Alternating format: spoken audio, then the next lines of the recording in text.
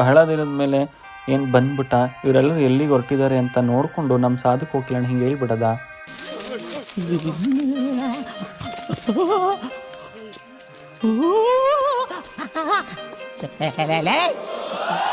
ಯಾರು ಇವರಲ್ಲ? ಅಯ್ಯೋ ಸಾಧು ಕೋಕಿಲಣ್ಣ ಎಲ್ಲಿಗೂ ಹೊರಟಿಲ್ಲ, ಊರಿಂದ ನಮ್ಮ ಅಪ್ಪ ಅಮ್ಮ ಅತ್ತೆ ಮಾವ ಮತ್ತು ಮಾವನ ಮಕ್ಕಳೆಲ್ಲ ಬಂದಿರೋ ರಜಕ್ಕೆ 3 ದಿನ ಅಂತ. ಹಾಗಾಗಿ ಇಲ್ಲಿ ಹತ್ತಿರದಲ್ಲಿರುವಂತಹ ಮೃತ್ಯುಂಜಯ ದೇವಸ್ಥಾನಕ್ಕೆ ಹೋಗೋಣ ಅಂತ ರೆಡಿಯಾಗಿ ಹೊರಡ್ತಾ ಇದ್ವಿ. ಅಷ್ಟಕ್ಕೆ ಪಕ್ಕದಲ್ಲಿರುವ ಅಜ್ಜಿ ಬಂದರು. ಅವರಿಗೆ ಟಾಟಾ ಹೇಳ್ತಾ ಅವ್ರನ್ನ ಬನ್ನಿ ಅಂತ ಕರೆದ್ವಿ. ಇಲ್ಲ ನಾನು ಬರೋದಿಲ್ಲ, ಹೋಗಿ ಬನ್ನಿ ಅಂತ ಹೇಳಿದ್ರು. ಹಾಗಾಗಿ ನಾವು ಹೊರಡೋದಕ್ಕೆ ರೆಡಿ ಆದ್ವಿ.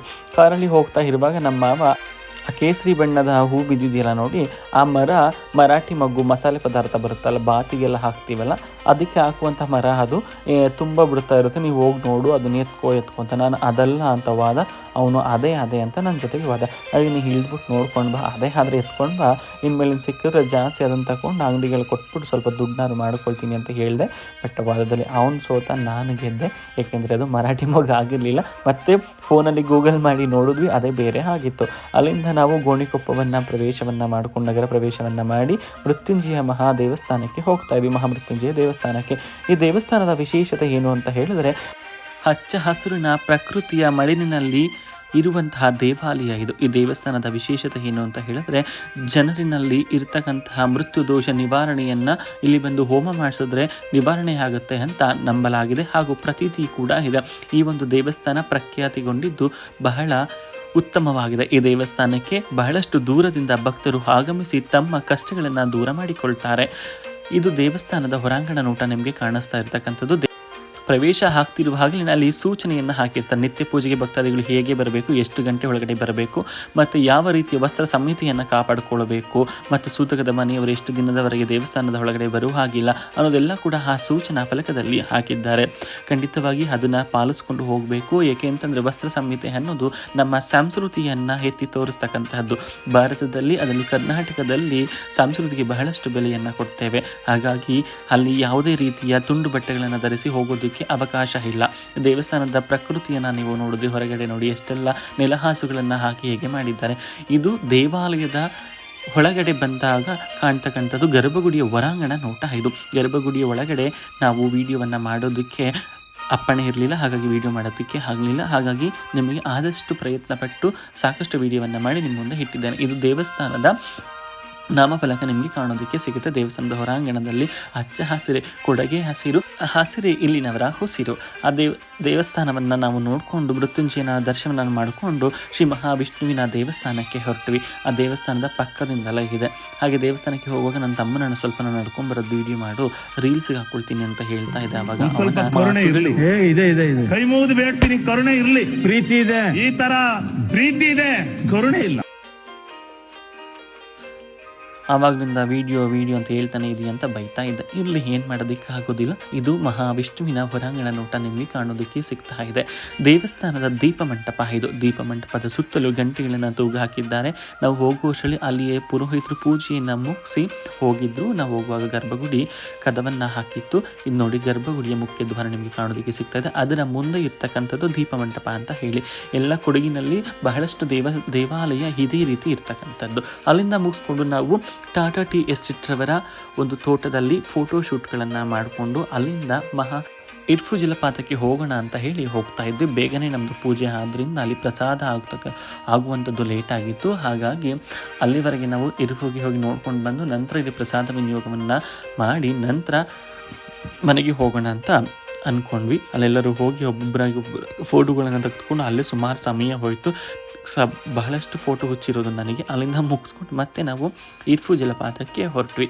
ಇರ್ಫು ಜಲಪಾತ ಮೃತ್ಯುಂಜಯ ದೇವಸ್ಥಾನದಿಂದ ಕೆಲವೇ ಕಿಲೋಮೀಟರ್ಗಳಲ್ಲಿ ಕಾಣೋದಕ್ಕೆ ಸಿಗುತ್ತೆ. ಆ ಒಂದು ಜಲಪಾತವು ಕೂಡ ಹಚ್ಚ ಹಸಿರಿನ ಮಧ್ಯೆಯೇ ಬರ್ತಾ ಇರ್ತಕ್ಕಂಥದ್ದು. ಮಳೆ ನಿಂತು ಸ್ವಲ್ಪ ಬಿಸಿಲು ಕಾಣ್ತಾ ಇತ್ತು. ಹಾಗಾಗಿ ತುಂಬ ಚೆನ್ನಾಗಿತ್ತು ನೋಡೋದಕ್ಕೆ. ಮಾತ್ರ ಹೋಗ್ತಾ ಇದ್ದರೆ ಯಾವುದೋ ಒಂದು ಸ್ವರ್ಗದಲ್ಲಿ ಹೋಗ್ತಾ ಇದ್ದೀವಿ ಅನ್ನೋ ಅನುಭವ ಕೂಡ ಆಗುತ್ತೆ. ನೋಡಿ ಎಷ್ಟು ತುಂಬ ಚೆನ್ನಾಗಿ ಕಾಣಿಸ್ತಾ ಇದೆ. ನಿಮಗೆ ವಿಡಿಯೋದಲ್ಲೇ ಹೀಗೆ ಕಾಣಿಸ್ತಾ ಇದೆ ಅಂತ ಹೇಳಿದ್ರೆ ಅದನ್ನು ನೇರವಾಗಿ ನೋಡೋದಕ್ಕೆ ಇನ್ನೆಷ್ಟು ಅದ್ಭುತ ರಮಣೀಯವಾಗಿ ಕಾಣಬಹುದು. ಮಲೆನಾಡು ಅಥವಾ ಕೊಡಗು ಅಂತ ಹೇಳಿದ್ರೆ ಕೆಂಪು ಭೂಮಿಯ ಮೇಲೆ ಹಚ್ಚ ಹಸಿರಿನ ಹೊದಿಕೆಯನ್ನು ಹೊಸ್ಕೊಂಡು ಭೂಮಾತೆ ಇದ್ದಾಳೆ ಅನ್ನೋ ಒಂದು ಭಾವ ನಮ್ಮಲ್ಲಿ ತುಂಬಿ ತುಳುಕುತ್ತೆ. ಇಲ್ಲಿ ಇರ್ತಕ್ಕಂಥ ಜನರೇ ಪುಣ್ಯವಂತರು, ಇದರ ಅಕ್ಕಪಕ್ಕದಲ್ಲಿ ಇರ್ತಕ್ಕಂಥವರೇ ಮಹಾಪುಣ್ಯವಂತರು, ಫಲವಂತರು ಅಂತ ನಾವು ಯೋಚನೆಯನ್ನು ಮಾಡಿಕೊಳ್ಬೋದು. ಅಂತೂ ಜಲಪಾತದ ಸಮೀಪ ಬಂದ್ವಿ. ಇಲ್ಲಿ ನಾವು ಪ್ರವೇಶ ಶುಲ್ಕವನ್ನು ಕಟ್ಟಿ ನಂತರ ಇದರ ಮುಂದೆ ಹೋಗಬೇಕಾಗಿತ್ತು. 1-2 ಕಿಲೋಮೀಟರ್ಗಳಷ್ಟು ಆಗ್ಬೋದು ನಡ್ಕೊಂಡು ಹೋಗಬೇಕಾಗಿತ್ತು. ನಮ್ಮ ಮಾವ, ತಮ್ಮ ಮತ್ತು ಮಾವನ ಮಕ್ಕಳು, ಅತ್ತೆ, ಅಮ್ಮ, ಅಪ್ಪ ಎಲ್ಲ ನಾನು ಕೂಡ ನಡ್ಕೊಂಡು ಹೋಗ್ತಾ ಇದ್ವಿ. ನೋಡಿ ಎಷ್ಟೊಂದು ತುಂಬ ಅದ್ಭುತವಾಗಿ ಹಸಿರು ಕಣ್ಣು ಕುಕ್ಕು ಹಾಗೆ ಕಾಣ್ತಾ ಇದೆ ಅಂತ. ನಿಜವಾಗ್ಲೂ ತುಂಬ ಅದ್ಭುತವಾಗಿತ್ತು. ಅಲ್ಲೇ ಇರ್ತಕ್ಕಂಥ ಒಂದು ಅರಳಿ ಮರ, ಅದರ ಸುತ್ತ ಜನರು ಹೋಗಿ ಹಾಳು ಮಾಡದೇ ಇರಲಿ ಅಂತ ಕೂಡ ಗೋಡೆಗಳನ್ನು ಕೂಡ ಕಟ್ಟಿದ್ದಾರೆ. ನಂತರ ನಾವು ಆ ಜಲದ ನೀರಿನ ಸೊಬಗನ್ನು ನೋಡಿಕೊಂಡು ನಡ್ಕೊಂಡು ಹೋಗ್ತಾ ಇದ್ದೀವಿ. ಇದು ನಿಮಗೆ ಸಣ್ಣದಾಗಿ ಕಾಣ್ತಾ ಇರತಕ್ಕಂಥದ್ದು. ಮುಂದೆ ನಡ್ಕೊಂಡು ಹೋದರೆ ಇನ್ನೂ ತುಂಬ ಅದ್ಭುತವಾಗಿ ಕಾಣುತ್ತೆ. ಅಲ್ಲಿ ಕೆಲವು ಕಾಮಗಾರಿಗಳು ಇನ್ನೂ ಬಾಕಿ ಇದೆ ಅಂತ ಅನಿಸುತ್ತೆ. ಹಾಗಾಗಿ ಜಲ್ಲಿಕಲ್ಲೆಲ್ಲ ಅಲ್ಲೇ ಇಟ್ಟಿದ್ರು. ನಾವು ಜಲಪಾತದ ಒಳಗೆ ಹೋಗುವಾಗ ಯಾವುದೇ ರೀತಿಯ ತಿನಿಸುಗಳು, ಮದ್ಯ, ಬೀಡಿ, ಸಿಗರೆಟ್, ಪ್ಲಾಸ್ಟಿಕ್ ಕವರ್ಗಳನ್ನು ತೆಗೆದುಕೊಂಡು ಹೋಗೋ ಹಾಗಿಲ್ಲ. ಏಕೆ ಅಂತಂದರೆ ಅಲ್ಲಿ ಪ್ಲಾಸ್ಟಿಕ್ಕನ್ನು ಹಾಕಿದ್ರೆ ಕ್ಲೀನ್ ಮಾಡೋದಕ್ಕೆ ಯಾರೂ ಹೋಗೋದಿಲ್ಲ. ಹಾಗಾಗಿ ಪ್ಲಾಸ್ಟಿಕ್ಕನ್ನು ನಿಷೇಧ ಮಾಡಿದ್ದಾರೆ. ಯಾರು ಯಾವುದೇ ರೀತಿಯ ತಿನಿಸುಗಳನ್ನಾಗಲಿ, ಸೋಪು, ಶಾಂಪು ಅಲ್ಲಿ ಸ್ನಾನ ಮಾಡೋದಕ್ಕೆ, ಇನ್ನಿತರ ಯಾವುದೇ ರೀತಿಯ ಬೇಡದಿರುವ ವಸ್ತುಗಳನ್ನು ತೆಗೆದುಕೊಂಡು ಹೋಗೋದಕ್ಕೆ ಅಲ್ಲಿ ಅಪ್ಪಣೆ ಇಲ್ಲ. ಇದು ನೀವು ನೋಡ್ತಾ ಇರ್ತಕ್ಕಂಥದ್ದು ಜಲಪಾತ ಮೇಲಿಂದ ಹರಿದು ಬೀಳ್ತಕ್ಕಂಥ ನೀರು ಮತ್ತೆ ಮುಂದೆ ಸಾಗ್ತಾ ಇರ್ತಕ್ಕಂಥದ್ದು. ಇದು ಲಕ್ಷ್ಮಣ ತೀರ್ಥ ನೀರಾಗಿದೆ ಅಂತ ಕೂಡ ಅಲ್ಲಿ ನಾಮಫಲಕದಲ್ಲಿ ಇತ್ತು. ಅದನ್ನು ಕೂಡ ನಾನು ಹೋದೆ. ಇದು ತೂಗು ಸೇತುವೆ. ಇದ್ರ ಮೇಲೆ ನಡ್ಕೊಂಡು ಹೋಗಿ ಮತ್ತೆ ಮುಂದೆ ಹೋಗಬೇಕಾಗಿತ್ತು. ತೂಗು ಸೇತುವೆ ಮೇಲೆಲ್ಲ ಹೋಗೋದಕ್ಕೆ ನನಗೆ ಸ್ವಲ್ಪ ಭಯ. ಯಾಕೆ ಅಂತಂದರೆ ನಾವು ಹೋಗೋ ಟೈಮಲ್ಲಿ ಅದು ಬಿದ್ದೋಗ್ಬಿಟ್ರೆ ಅಥವಾ ಮುರಿದೋಗ್ಬಿಟ್ರೆ ನನಗೆ ಸ್ವಲ್ಪ ಈ ಥರ ಥಿಂಕಿಂಗ್ ಜಾಸ್ತಿ ಇರುತ್ತೆ. ಹಾಗಾಗಿ ಆದರೂ ನನ್ನ ತಮ್ಮ ನೀನು ಏನು ಹಂಗೆ ಆಡ್ತೀಯ ನಡಿ ಅಂತ ಹೇಳ್ಬಿಟ್ಟು ಬೈದ. ನನಗಿಂತ ಮುಂಚೆ ನಮ್ಮ ಮಾವನ ಮಗಳು ಹೊರಟೋಗಿದ್ದು. ಇದು ತೂಗು ಸೇತುವೆ ಮೇಲೆ ನಿಂತ್ಕೊಂಡು ಸೆರೆ ಹಿಡಿರ್ತಕ್ಕಂತಹ ಚಿತ್ರ. ಮತ್ತೆ ನಮ್ಮಮ್ಮ ಅತ್ತೆ ನಡ್ಕೊಂಡು ಬರ್ತಾ ಇದ್ರು. ಅವರನ್ನ ನೋಡಿ ನಮ್ಮ ಅನಂತನಾಗ್ ಸರ್, ನನ್ನ 2 ಕಾಲುಗಳು ಕೈ ಕೊಟ್ಟು 2 ವರ್ಷ ಆಯ್ತು. ಎದ್ದು ಓಡಾಡೋಕ್ಕಾಗ್ತಿಲ್ಲ. ಸ್ಪೈನಲ್ ಕಾರ್ಡ್ ಫೇಲ್ಯೂರ್ ಆಗಿ. ಮತ್ತೆ ನನ್ನ ತಮ್ಮನ ವಿಡಿಯೋ ಮಾಡಬೇಡ ಅಂದ್ರೆ ವಿಡಿಯೋ ಮಾಡ್ತಿದ್ಯಾ ಅಂತ ಅವನು ಹೇಳ್ಬಿಟ್ಟು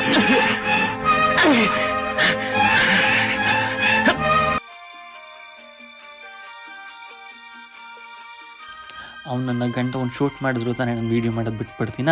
ಹಾಗೆ ಹೋಗುವಾಗ ನಮಗೆ ಇದೊಂದು ನಾಮಫಲಕ ಕಾಣ್ತು. ಶ್ರೀ ಇರ್ಪು ರಾಮೇಶ್ವರ ದೇವಾಲಯ ಆಸ್ತಿಯ ಸರಹದ್ದು. ಆ ಇರ್ಪು ಜಲಪಾತ ಎಷ್ಟೊಂದು ವಿಸ್ತೀರ್ಣವಾಗಿದೆ ಅನ್ನೋದು ಆ ನಾಮಫಲಕದಲ್ಲಿ ಕಾಣೋದಕ್ಕೆ ಸಿಗುತ್ತೆ. ಇದು ಬ್ರಹ್ಮಗಿರಿ ಅಭಯಾರಣ್ಯ ಅಂತ ಇನ್ನೊಂದು ನಾಮಫಲಕ.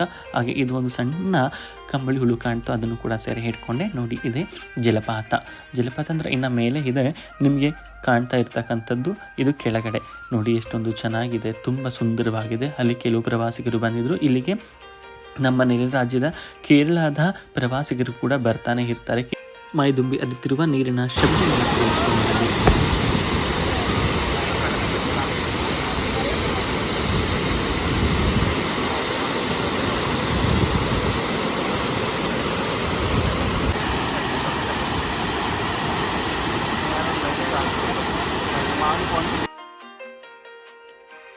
ಇದಿಷ್ಟು ಇವತ್ತಿನ ಸಣ್ಣ ದಿನಚರಿ ಆಗಿತ್ತು. ಮತ್ತೊಂದು ವಿಡಿಯೋದ ಮುಖಾಂತರ ನಿಮ್ಮ ಮುಂದೆ ಬರ್ತೀನಿ. ನಿಮ್ಮ ಮೆಚ್ಚುಗೆಯನ್ನು ವ್ಯಕ್ತಪಡಿಸಿ ನಿಮ್ಮ ಒಂದು ಸಬ್ಸ್ಕ್ರೈಬ್ ಬಟನ್ ನನ್ನ ಒಂದೊಂದು ಮೆಟ್ಟಿಲು ಇದ್ದ ಹಾಗೆ. ಹಾಗಾಗಿ ಸಬ್ಸ್ಕ್ರೈಬ್ ಮಾಡಿ ಅಂತ ಕೇಳ್ಕೊಳ್ತೀನಿ. ಎಲ್ಲರಿಗೂ ಧನ್ಯವಾದಗಳು. ಮತ್ತೆ ಭೇಟಿಯಾಗೋಣ.